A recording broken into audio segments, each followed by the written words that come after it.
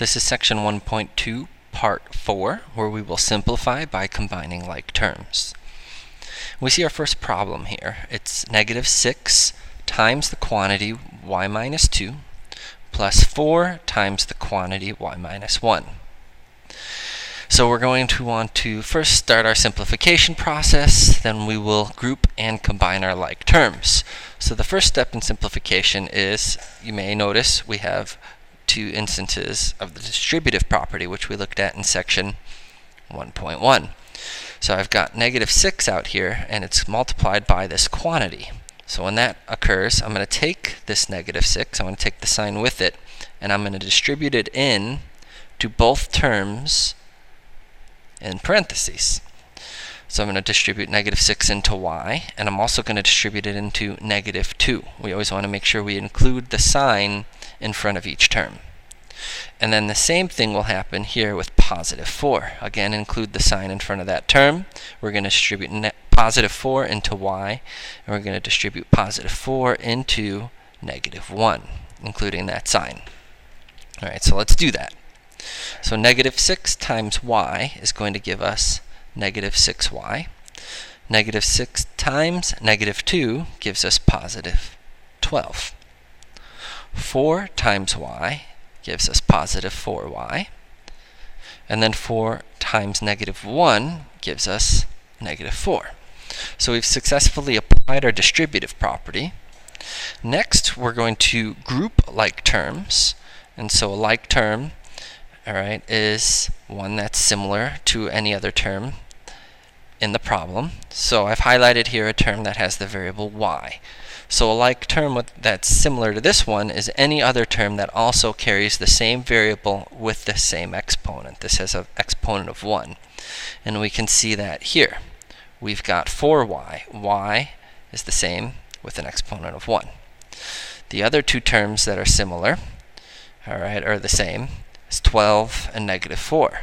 Terms that don't carry a variable at all are called constants, and constants are always like as well. Alright, so we're going to want to group both of these.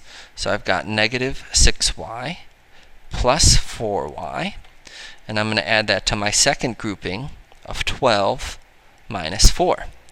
Notice I've taken the signs in front of each term and applied it to that term. Make sure I bring the signs with each term.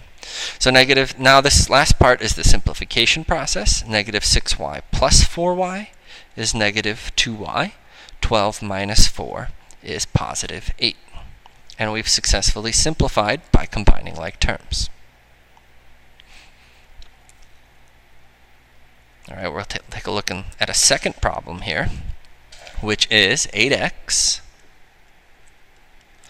plus 2y squared minus 3 times the quantity x plus y squared. So if you remember in the previous problem, I said you want to make sure you're going to be combining the same variables with the same exponents. So we see we have a y squared in a couple of cases.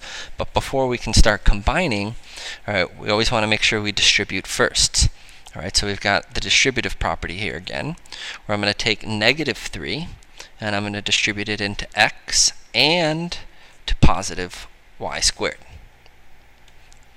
So I'm not going to touch this information here yet, so I'm just going to drop down my 8x plus 2y squared, distribute, so negative 3 times x is minus 3x, and negative 3 times y squared is minus 3y squared.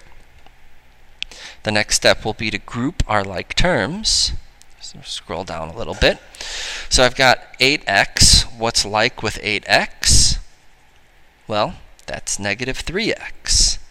And we can see 2y squared is like with negative y, or 3y squared. So let's group those. We've got 8x minus 3x. We're going to add that to 2y squared minus 3y squared.